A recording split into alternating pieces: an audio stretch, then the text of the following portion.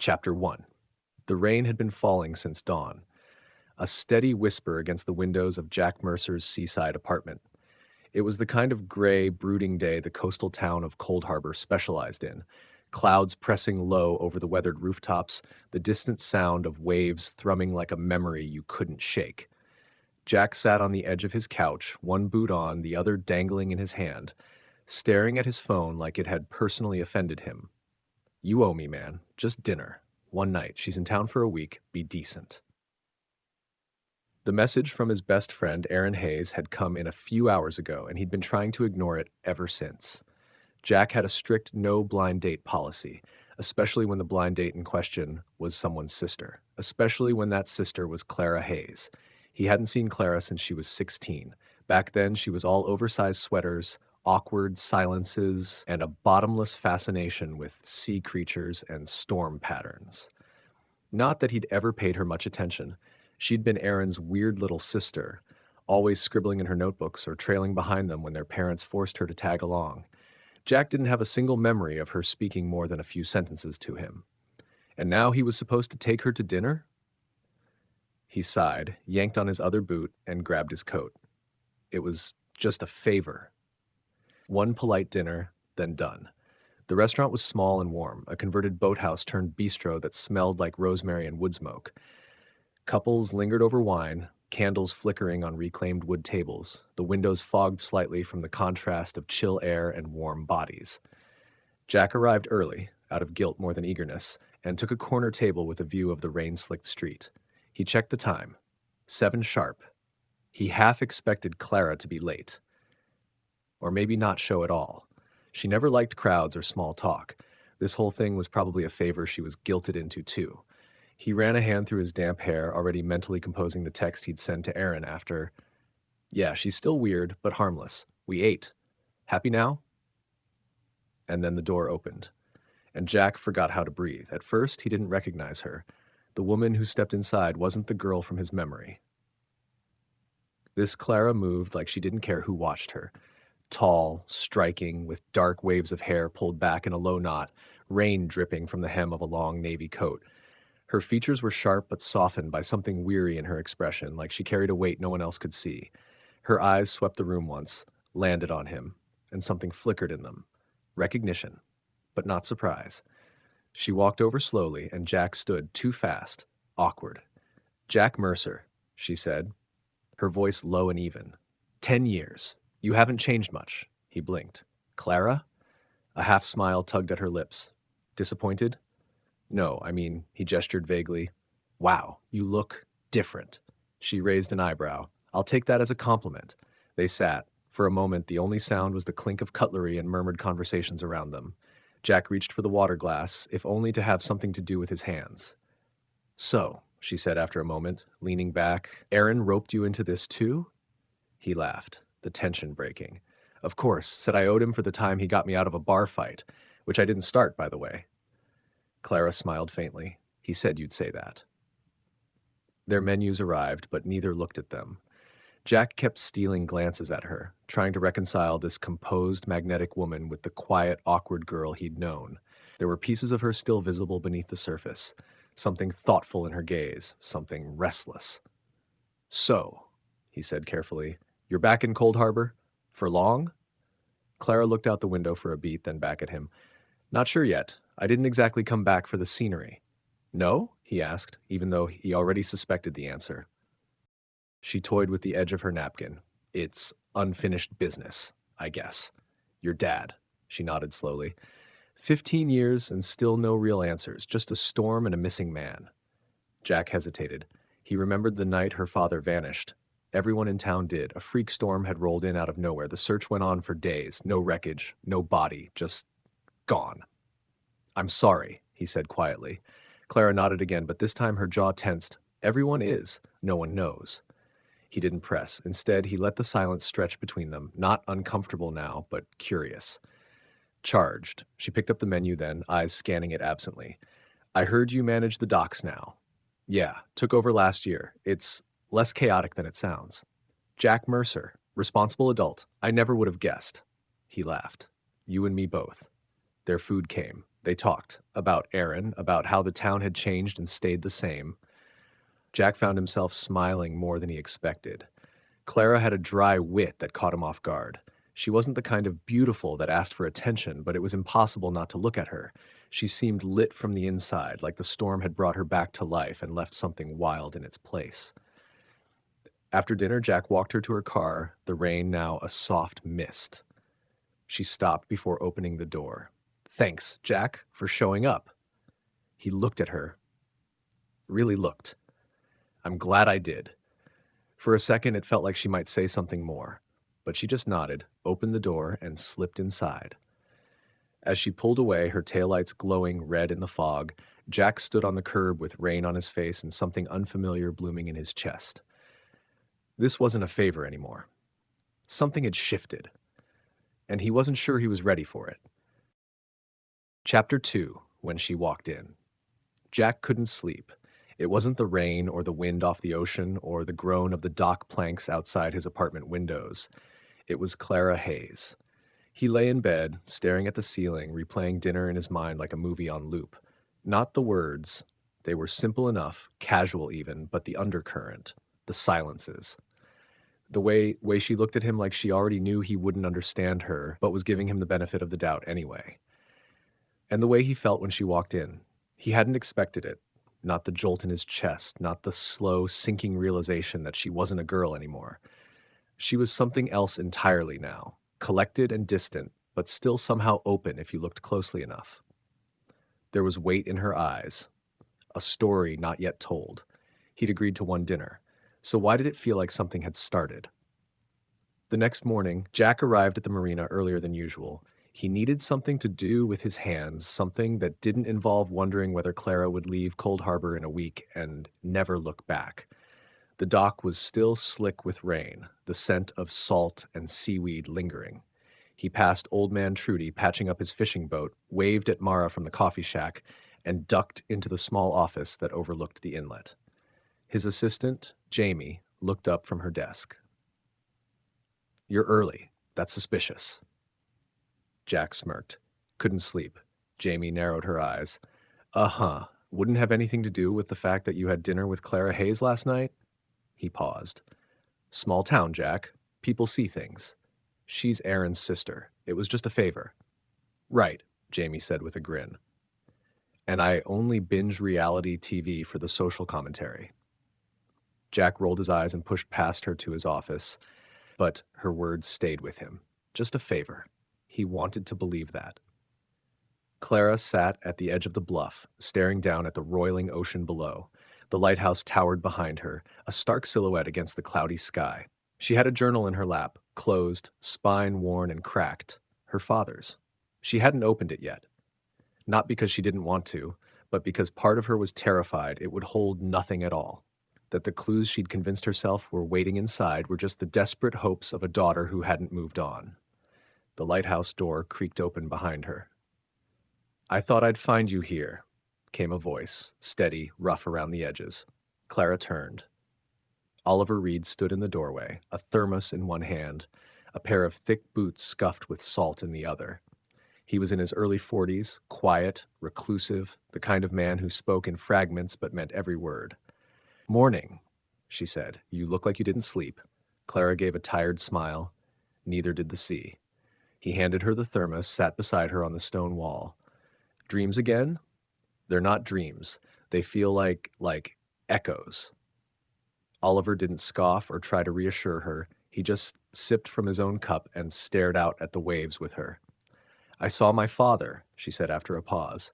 "He was standing in the lighthouse. He said, 'You're close.' That's it." And then he vanished. "Storm coming," Oliver murmured. She looked up. "What?"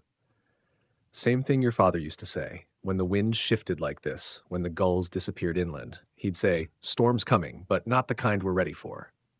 Clara's hands tightened around the thermos. "You believed him, didn't you?" Oliver looked at her. "I still do." That afternoon, Clara wandered through the town square, noting what had changed. There was a boutique now where the old hardware store had been. The bakery was still there, still run by Mrs. Kennerly, who gave her a cinnamon roll on the house, with a gentle pat on the hand and a look of quiet pity. Everyone remembered her, but no one really knew her. She was still the girl whose father disappeared. The mystery. The ghost story that whispered through Cold Harbor like fog. She ducked into a bookshop to escape the stares. As she browsed a shelf of nautical journals, a voice behind her said, "Didn't expect to see you here." She turned, and there he was again. Jack Mercer. He looked different in daylight, less rugged, more tired, like he'd been carrying something on his shoulders for years and had only just realized the weight. Clara raised an eyebrow. "Do you live here or just haunt the same 5 places I visit?" He gave a sheepish grin. "Coincidence, I swear." "Right." He stepped closer, hesitant. "I was hoping to see you again." The question hung in the air, bare and blunt. Jack exhaled. "Because last night didn't feel like a favor." Clara blinked, slowly. No, it didn't. There it was again, that silence between them. Not awkward, heavy, meaningful. "I was going to head down to the lighthouse again," she said. "There's something there, I can feel it, but I'd like company." Jack nodded. "Then let's go." They walked the coast path, the wind tangling Clara's hair and tugging at Jack's jacket. She told him more this time, about the dreams, the strange shifts in memory, the journal she still hadn't opened. He listened without interruption, without judgment. As the lighthouse came into view, Clara slowed. "My father always said the lighthouse was older than people realized, that it wasn't just built to guide ships, it was built to mark something." "Like what?" "I don't know. Something. Ancient. A doorway. A pattern in time. He said the tides weren't random, that some storms don't just change the sea, they change us." Jack looked at her, trying to read her expression. "Do you believe him?" Clara hesitated. "I believe he believed. And I believe something happened here that night, something we weren't meant to understand." Inside the lighthouse, the air was cool and still. Clara led Jack to the narrow stairwell, her fingers brushing the stone walls, trailing along invisible memories. She paused at the top, facing the glass dome that overlooked the entire cove. "This is where I saw him," she said softly. "In my dream. Right here. He was standing with the storm behind him, calling my name." Jack moved closer instinctively. "What else did he say?" She turned to him. "Find the tide that doesn't turn. That's what he said. I don't know what it means." They stood there for a long moment, the wind howling against the windows, the ocean thrashing below like it held secrets it would never give up.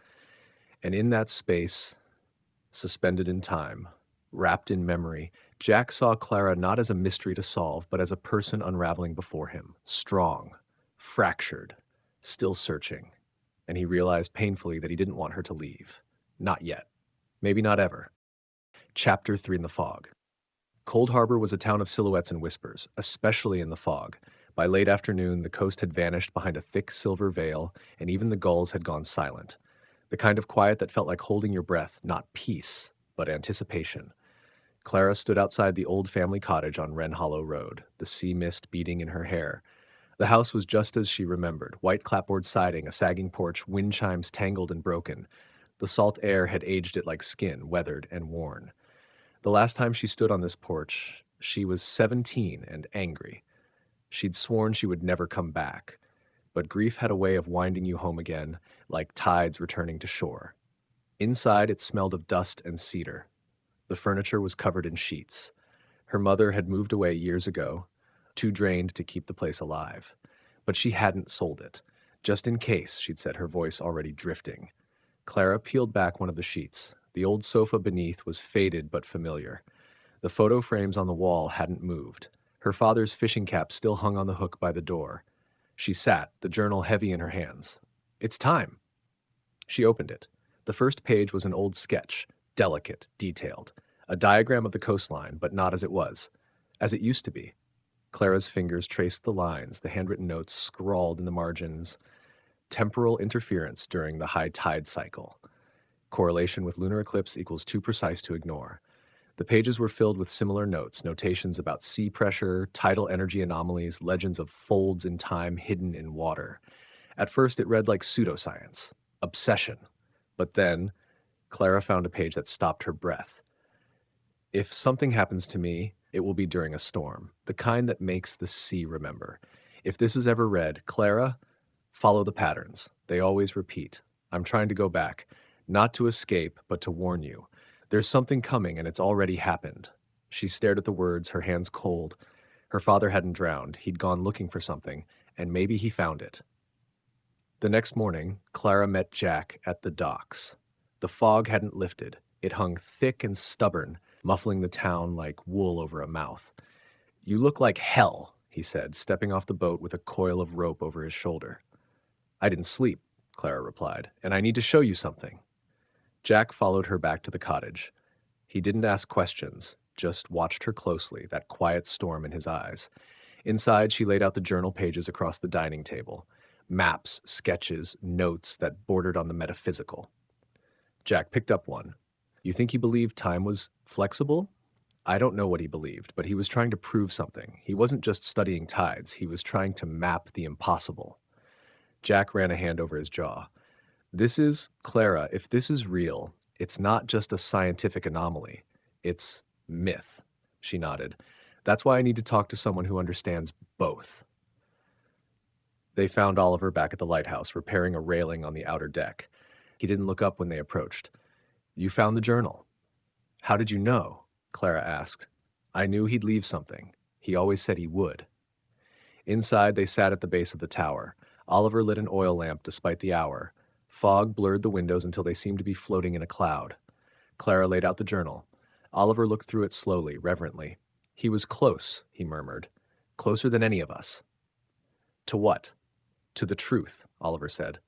"The sea keeps memories, and sometimes if the storm is strong enough, it gives them back." Clara leaned in. "Are you saying my father didn't die?" "I'm saying he may have passed through something.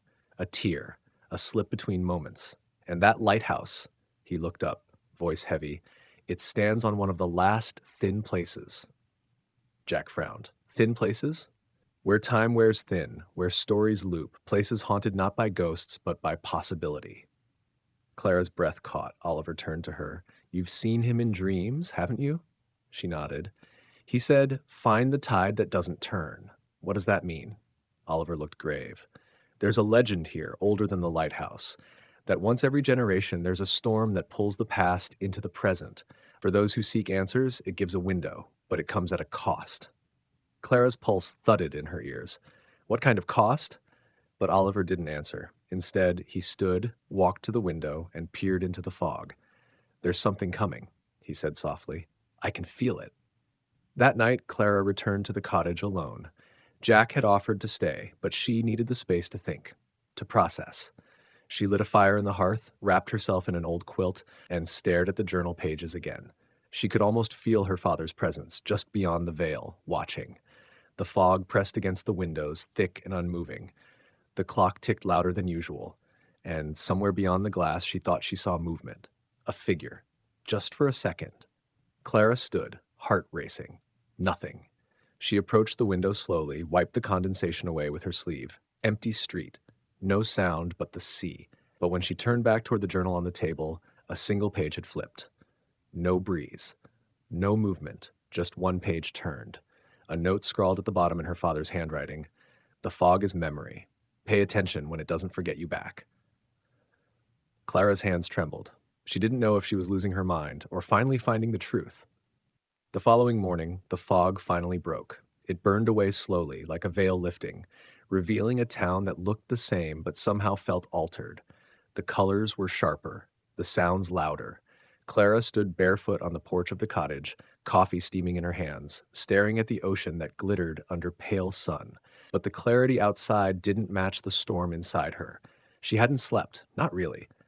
Her father's voice still echoed in her mind, the image of the journal page flipping on its own still vivid.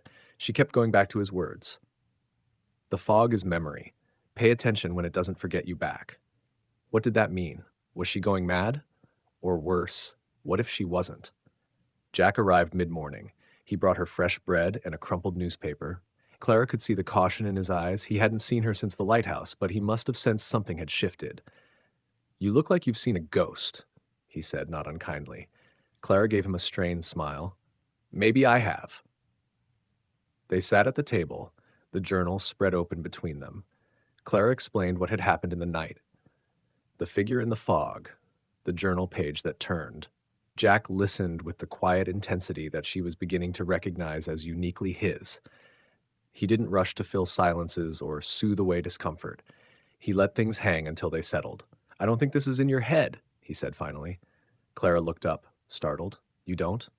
"No, because I've seen strange things too, things that don't add up." He reached into his jacket and pulled out a folded map.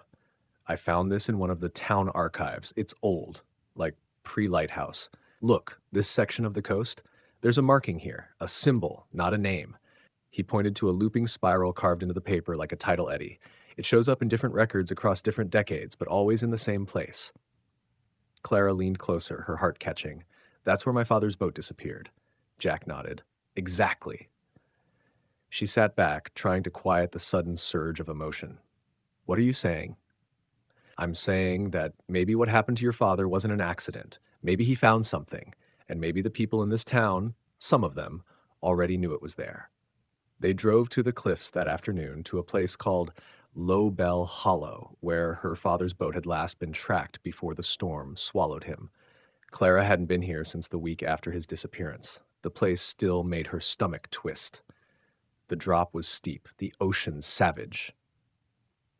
The rocks below were slick and jagged, as if waiting to catch those who didn't belong. Jack walked the ridge while Clara knelt in the tall grass, running her fingers over the soil. She wasn't sure what she was looking for. A clue, a memory, anything. Then she saw it. A carved stone, half buried, weathered by salt and time, but unmistakable. The same spiral symbol from the map. Clara called Jack over. They crouched together, brushing dirt away until the whole symbol revealed itself, etched into stone, surrounded by faint writing in her father's scrawl. "Point of divergence." "Divergence?" Clara whispered. "Like a split?" Jack looked at her. "A place where something changes, where the timeline bends." The air seemed to grow colder. Wind rushed past them, and for a split second Clara smelled smoke, not wood smoke, electrical smoke, like wires shorting out. She turned to Jack, her voice shaking. "Did you smell that?" He nodded slowly. They said nothing else as they left the ridge. Back in town, Clara couldn't shake the feeling that someone was watching her. She kept catching glimpses, reflections in windows, faces vanishing behind corners, and it wasn't paranoia. She knew it. When she entered the bakery, the conversation stopped. Mrs. Kennerly smiled too wide. People whispered when she left. Jack noticed it too. "This town doesn't like people digging too deep," he said. "They're hiding something," Clara murmured. Jack hesitated. "I think your father knew, and I think the journal was only part of it." "What do you mean?" He glanced around, then leaned in. "There are rumors. Oliver hinted at them once, about the lighthouse and what it's really built on. Not just rock, something else." Clara's chest tightened. "What?" "I don't know, but I think it's buried in the foundation. Your father, I think he left more behind than we realize." That night, Clara returned to the lighthouse alone. She brought the journal with her and a flashlight. The wind was rising again, and the air had that strange pressure that comes before a storm. The clouds moved wrong, too fast, almost like they were folding in on themselves. Inside, the lighthouse creaked and groaned. The glass above shimmered in the dark. Clara descended the spiral stairs this time, not up, deeper into the base. She hadn't ventured here before. The lower levels were supposed to be sealed, just storage and rusted tools. But something tugged at her. She found the trapdoor behind an old cabinet. It groaned open after a hard pull. Beneath it, steps, stone, damp air. Clara descended slowly. At the bottom was a small chamber, and in the center, a wooden chest, warped by time. Her heart hammered. Inside the chest was a smaller journal, one she hadn't seen. It was her father's. But this one was different. The entries weren't scientific, they were personal, disjointed, urgent. "The lighthouse is a fixed point, a hinge between worlds. I thought I could control it. I was wrong. If Clara finds this, she needs to know. The spiral is a lock, but it opens in two directions, one toward the past, the other toward consequence. If I don't come back, it means I tried, and I failed. But I saw her. I saw Clara, older, standing right here. She was crying. She had the same eyes as her mother." Clara's hands trembled. She turned the page. The final entry: "Someone is watching me. I think they know I've seen too much. If I disappear, it won't be an accident. It will be erasure, and the tide will take my memory with it." She stood in the silence, the journal in her hands, heart pounding like a drum. A noise echoed above. Footsteps. She turned off the flashlight, frozen. Another step, and then nothing. Only the sound of her breath. Back outside, the storm finally broke. Not rain, but a deep, bone-rattling thunder that came from the ocean itself. The kind of sound that made birds rise from trees and animals go still. Clara stood on the cliff beside the lighthouse, soaked in wind, the second journal clutched to her chest. She didn't know if she was any closer to answers, but she was no longer standing still. The unraveling had begun. And with that, the threads of the mystery began to tighten. Fates intertwined, secrets buried deep, and Clara's search for the truth inching ever closer to something more dangerous than she could have ever imagined. But this is only the beginning. Make sure to subscribe and stay tuned for part 2 of Clara's journey. The answers are out there, but not everyone will survive the search.